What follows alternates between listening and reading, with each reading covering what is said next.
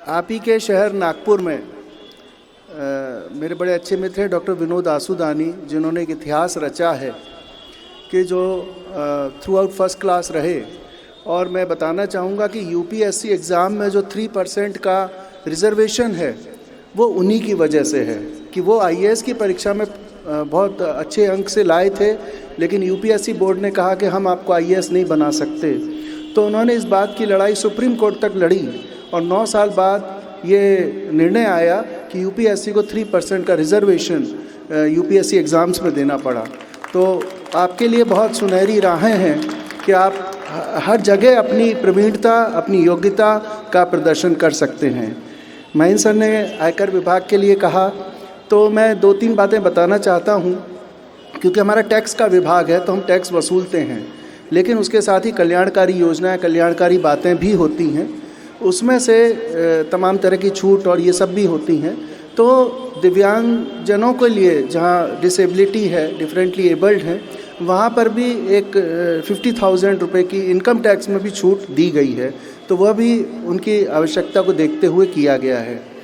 इसके अलावा हमारे विभाग में जो हमारे पीआरओ होते हैं, जो भी जैसे नागपुर है, आयकर भवन है, तो वहाँ भी कभी भी इस तरह का कोई सामाजिक कार्य हो तो वो वहाँ हम लोग संपर्क कर सकते हैं। आज मेरे विभाग में भी 4 बजे एक कार्यक्रम का आयोजन किया गया है। बाकी चूँकि मैं थोड़ा संपर्क और संवाद से जुड़ा हूँ, शिक्षा से जुड़ा हूँ, तो बात ये नहीं कि सिर्फ दिव्यांगजनों की बात हो रही, बात तो आम जनों की भी है कि क्या उनके अंदर तो कोई डिसेबिलिटी नहीं है। बात ऐसे है कि मैं कहता हूँ वी आर नॉट इंडिपेंडेंट, हम स्वतंत्र जो कहते हैं, we are not independent, we are interdependent. हम सब एक दूसरे के ऊपर निर्भर हैं, हम सबका अस्तित्व एक दूसरे के साथ जुड़ा हुआ है। तो आज जो आयोजन है जिसमें ये बच्चे भाग ले रहे हैं, जिसमें अपनी प्रतिभा का प्रदर्शन कर रहे हैं, जैसा सर ने बताया कि कौन सा ऐसा क्षेत्र है जहाँ पर कि आप लोगों ने प्रदर्शन नहीं किया है, चाहे वो खेल का क्षेत्र हो, पर्वतारोहण हो, शिक्षा हो, कोई भी क्षेत्र में सभी प्रकार से प्रतिभाएं आगे आई हैं और आप लोगों के लिए भी रास्ते खुले हैं। ज़रूरत इस बात की है कि समाज के हम लोग को सबसे पहले तो एक कृतज्ञता भाव होना चाहिए कि ईश्वर ने हमें बहुत ज़्यादा दिया है, बहुत ज़्यादा दिया है। जिस चीज़ की आपके पास कमी है वो ईश्वर ने हमें दी है। तो इस बात के लिए हमें ग्रेटिट्यूड होना चाहिए, कृतज्ञता होनी चाहिए और एक भाव होना चाहिए। जो सहयोग सहायता कर सके वो तो हैं। मैं तो यहाँ तक मानता हूँ कि अगर मनोभाव है, मन के भी भाव हैं, तो उससे भी कल्याण होता है।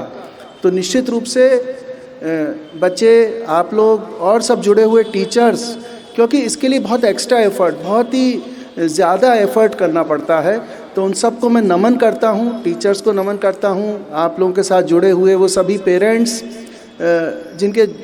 जिनके जो अधिकांश ऊर्जा, जिनका जो अधिकांश समय जो है आप लोगों के साथ जाता है, उन सबको मैं नमन करता हूँ और आशा करता हूँ कि हम लोग समाज में सभी लोग मिलजुल कर, क्योंकि समाज कटा हुआ नहीं रह सकता, ये अलग है वो अलग है ऐसा नहीं हो सकता। हम सभी लोग मिलजुल कर सामूहिक ऊर्जा से जो है सहचर्य से, सहजीवन से आगे बढ़ेंगे और जो जिसको जितना मदद कर सके करेंगे। इसी भावना के साथ आज मुझे आपने बुलाया, आमंत्रित किया। आप सबका बहुत बहुत धन्यवाद और ढेर सारी शुभकामनाएं। जय हिंद। अच्छा, इसी के साथ सांस्कृतिक कार्यक्रम का उद्घाटन भी होता है। धन्यवाद।